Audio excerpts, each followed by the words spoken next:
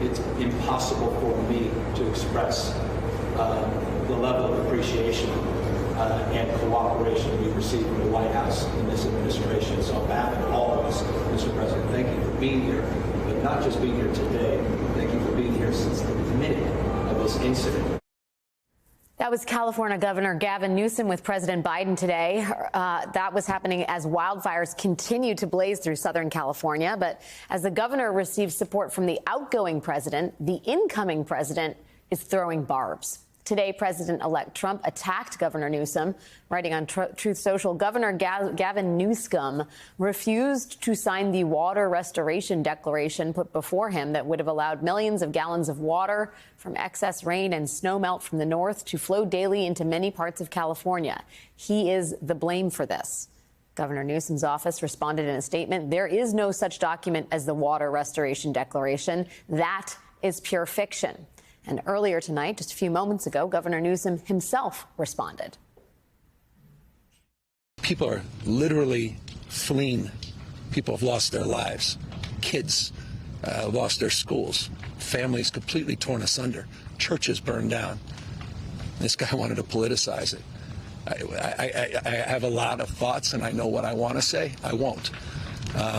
I stood next to a president of the United States of America today, and I was proud to be with Joe Biden, and he had the backs of every single person in this community. He didn't play politics, didn't try to divide any of us.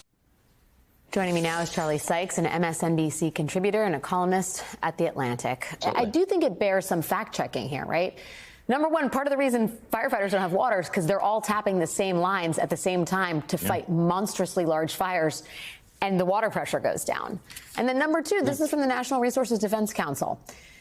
For Donald Trump to tie water management from the Bay Delta area into devastating wildfires that have cost people's lives and homes is nothing short of irresponsible. And it is happening precisely at a time when the Metropolitan Water District, the LA Metropolitan Water District, has the most water stored in its system in the history of the agency.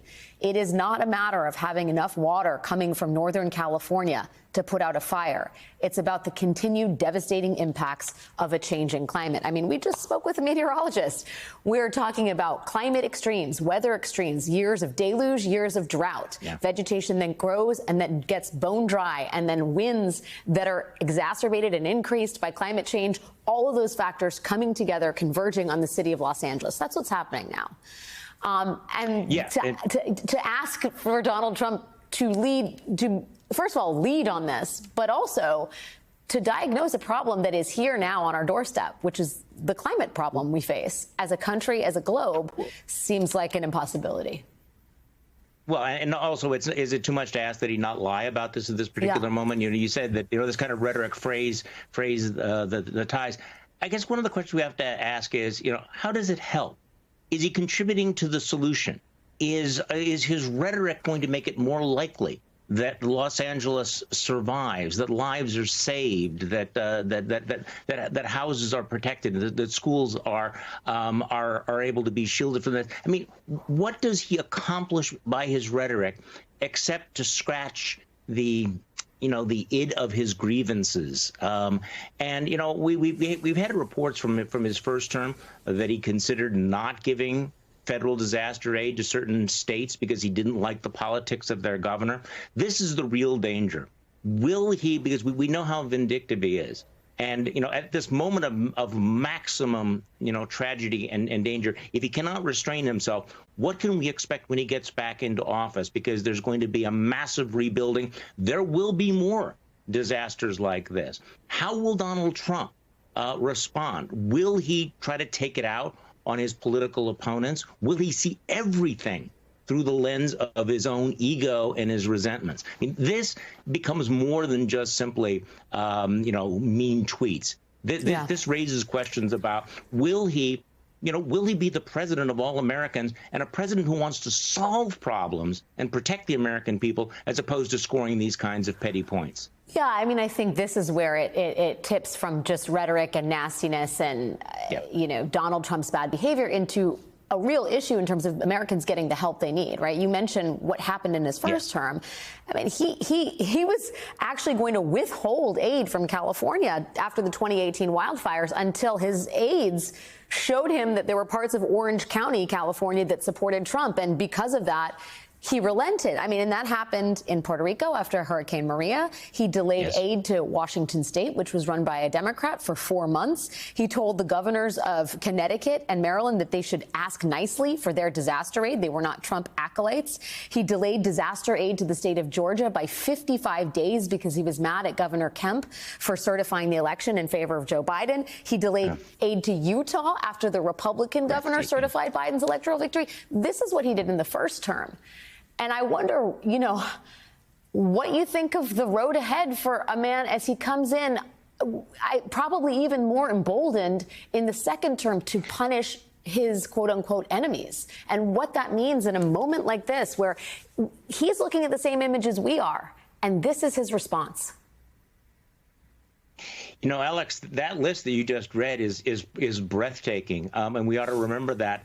But I guess one of the differences with Trump 2.0 is that there were apparently some grown-ups or responsible individuals in the room during his first term who told him, Mr. President, you shouldn't do this, or figured out a way to make him relent.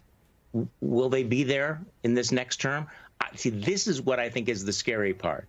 Because the people he's surrounded himself with now are the ones who I think are going to reinforce many of his worst instincts, are not going to tell him that, no, you cannot take out your resentment against Governor Newsom, who you call these ridiculous nicknames. You can't take out that political resentment on the American citizens, on the American people who've been impacted by this. Who will be the people who will say that? Is Stephen Miller going to be telling him things like that? Will the people, the MAGA acolytes that he stacked his administration with, will they be the ones who appeal to the better angel of his nature? So the fact is, we know what his instincts are. We saw it in his first term. He was dissuaded from the worst, most damaging things. It's not clear that will happen again this next time. And again, to your point, he is seeing these images. And if these images do not sober you, if these images don't make you cry out and thinking, you know, these are our fellow Americans, these are fellow human beings, this is a catastrophe, this is a tragedy. If you don't have that instinct, then I think it's a tremendously troubling commentary on the man who's about to become president of the United States. Yeah. I mean, we know from Governor Newsom how essential White House support is in critical moments like these. We look towards January 20th to see what's next. Charlie Sykes, MSNBC contributor, columnist at The Atlantic. Thank you so much for your time, Charlie.